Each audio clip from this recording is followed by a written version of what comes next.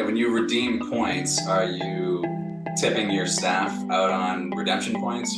Probably not. So I mean, hopefully you are. I mean, if you do end up redeeming your points, definitely leave some cash for your friendly, bartender, or service staff. But I think one of the things that you kind of hinted to a little bit when you're talking about giving the staff then the ability to control some of that comp spend, right?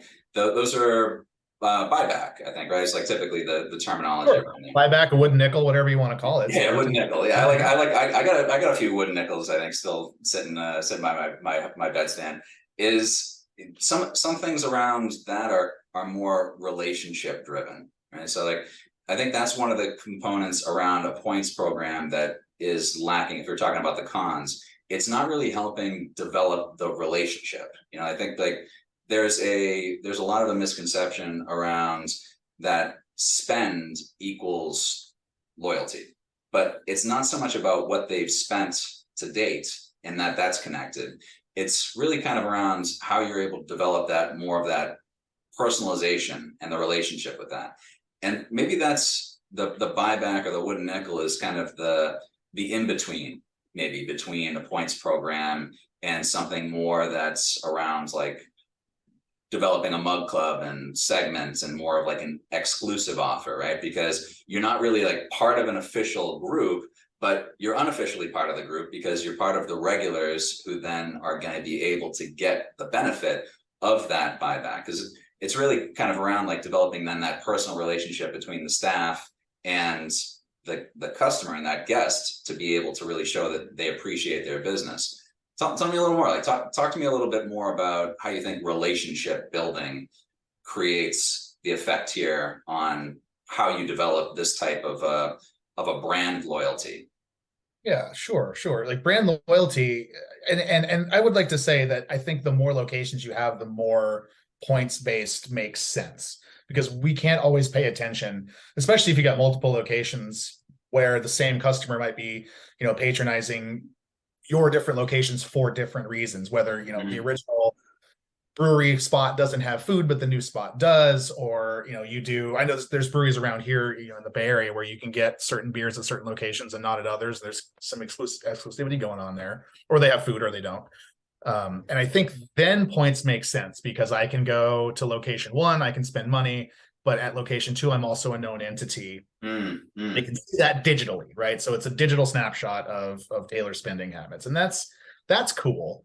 Mm-hmm. I still love the idea of being known in multiple places because I'm just a regular patron and I talk to people and I'm nice or whatever. I think that for building brand loyalty, I get hung up on thinking that someone is evangelizing points, right? Oh, I love going to Doug's Brewery because I get 13 points every time I buy a beer, or whatever it is. I think it's more healthy for guerrilla marketing, for word of mouth marketing to say, oh man, I love that place. Yeah, I go in there all the time. Every once in a while they buy me a beer. It feels really cool. We have conversations, whatever it is. They've got, I don't know, feather bowling or some Yeah, other. go ask for John or Sarah. Like tell them like which bartender, the right night to go and visit. They're the ones that take care of you, right?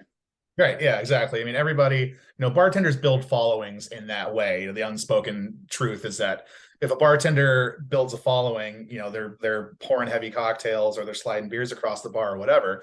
I say great. I don't think that's a problem. I don't think that should be, taken away from anybody, but I say officially sanction it. Just give the bartenders an official, you get 3 beers a day that you can give away. And let them make that decision. They get to be cool. They get to be part of the community. People feel like they're getting something extra out of it. And I think there's more value in there, for a standalone brewery or for, the one or two location spot. And then as you grow, you can translate that into, you have to have a currency for that loyalty, right? So that's where the points come in. If I frequently travel between cities and one of my favorite breweries has locations in most multiple cities, I will visit it for sure. You Mm-hmm. know, thinking specifically of here in California, like Field Work or Stone, or I don't know. There's a bunch that have locations in multiple cities. I'll stop there, and I guess if I were a fan of loyalty, that would feel nice to know that anywhere I spend money, I'm collecting points, and I can get, I can redeem a free beer when I walk into a brand new spot for the first time. And that once again gives you that dopamine shot of like, okay, so I meet a bartender, they swipe my credit card and it's instantly recognized that I have points, and they know, okay, oh, you're a regular customer, great. Which location do you usually go to? And it starts, it starts a conversation. So I definitely see value there, despite all of my poo-pooing. Like I definitely know that there is value at a certain scale for points-based loyalty. But I think personal loyalty in clubs are probably a more effective way, to boost revenue and to boost that.